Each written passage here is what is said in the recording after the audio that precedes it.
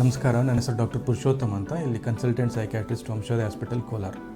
ಇವತ್ತು ನಾವು ಈ psychiatric illness, mental health myths ಅಂದರೆ ಈ ಮಾನಸಿಕ ಕಾಯಿಲೆಯ ಒಂದು ತಪ್ಪು ಕಲ್ಪನೆ ಜನರಲ್ಲಿ ಹೇಗಿದೆ ಅಂತ ತಿಳ್ಕೊಳ್ಳೋಣ.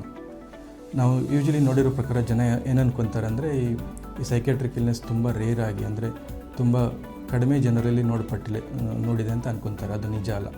Around 5 to 10% of the population, ಅಂದರೆ 100ರಲ್ಲಿ 5ರಿಂದ 10 ಜನಕ್ಕೆ ಸೈಕ್ಯಾಟ್ರಿಕ್ ಇಲ್ನೆಸ್ ಆಗಬಹುದು ಅಂತ ರಿಸರ್ಚ್ ಇಲ್ಲಿ ನೋಡಲಾಗಿದೆ.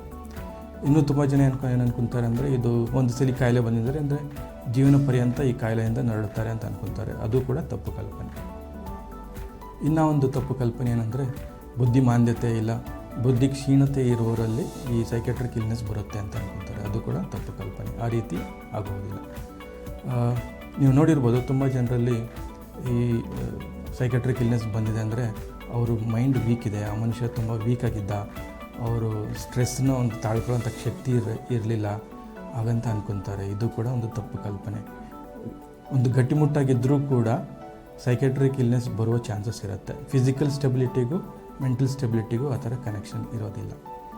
ತುಂಬ ಸಲ ಜನ ಏನು ಅನ್ಕೊತಾರೆ ಅಂದರೆ ಸೈಕ್ಯಾಟ್ರಿಕ್ ಇಲ್ನೆಸ್ ಇದ್ದವರೆಲ್ಲ ತುಂಬ ವೈಲೆಂಟಾಗಿರ್ತಾರೆ, ಅವ್ರ ಹತ್ರ ಹುಷಾರಾಗಿರಬೇಕು, ಅವ್ರು ಡೇಂಜರಸ್ ಆಗಿರ್ತಾರೆ. ಆ ರೀತಿಯೂ ತಪ್ಪು ಕಲ್ಪನೆ ಇದೆ. ಅದು ಕೂಡ ಸರಿಯಲ್ಲ. ಇನ್ನೂ ಒಂದು ತಪ್ಪು ಕಲ್ಪನೆ ಏನಂದರೆ ಈ ಕಾಯಿಲೆ ಬಂದವರು ಯಾವಾಗಲೂ ಗುಣಮುಖ ಆಗೋದೇ ಇಲ್ಲ ಅಂತಲೂ ಇದೆ. ಆ ರೀತಿಯೂ ಇಲ್ಲ. ಮೆಡಿಕೇಷನ್ಸಿಂದ ಇದು ಕಂಪ್ಲೀಟಾಗಿ ಕ್ಯೂರ್ ಆಗುತ್ತೆ. ಇನ್ನೂ ಒಂದು ತಪ್ಪು ಕಲ್ಪನೆ ಏನಂದರೆ ಇದು ಮಕ್ಕಳಲ್ಲಿ ಬರಲ್ಲ ಅಂತ.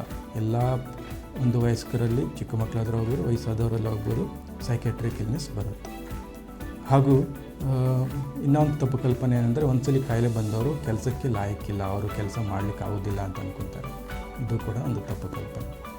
ಹಾಗೂ ಈ ಮೆಡಿಕೇಷನ್ಸ್ ಟ್ರೀಟ್ಮೆಂಟ್ ನಡೆದವರಲ್ಲಿ ಇದು ಲೈಫ್ ಲಾಂಗ್ ನಡೆಯುತ್ತೆ, ಅದರಿಂದ ತುಂಬ ಸೈಡ್ ಎಫೆಕ್ಟ್ಸ್ ಇರುತ್ತೆ, ಇದು ಜೀವನ ಪರ್ಯಂತ ಅವರಿಗೆ ಒಂಥರ ಚಟ್ಟದ ಥರ ಆಗುತ್ತೆ ಅನ್ನೋದು ಕೂಡ ಇದೆ. ಇವೆಲ್ಲ ತಪ್ಪು ಕಲ್ಪನೆ.